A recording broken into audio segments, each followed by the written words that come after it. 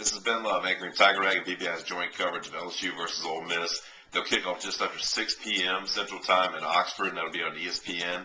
And what you're going to see is a pretty lopsided game. LSU comes in 10-0, the top-ranked team in the country. Only 2 more tests left before they can maybe get to Atlanta and then try to get to New Orleans for January 9.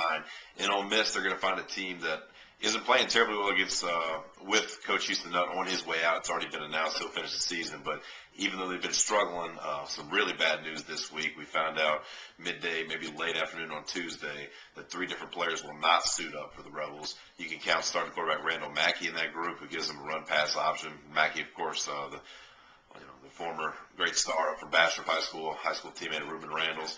Mackey will be out, as will leading rusher Jeff Scott. In Scott's place, you can expect Baton Rouge native Brandon Bolden to step up.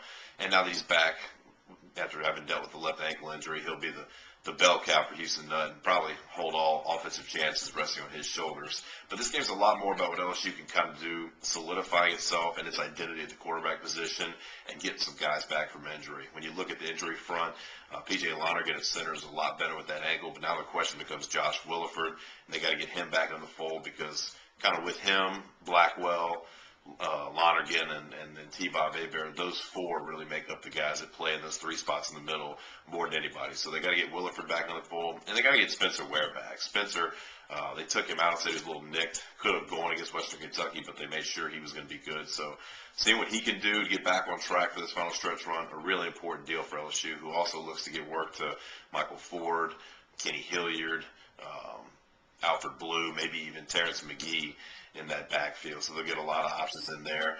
Defensively, they got to get everybody back in line.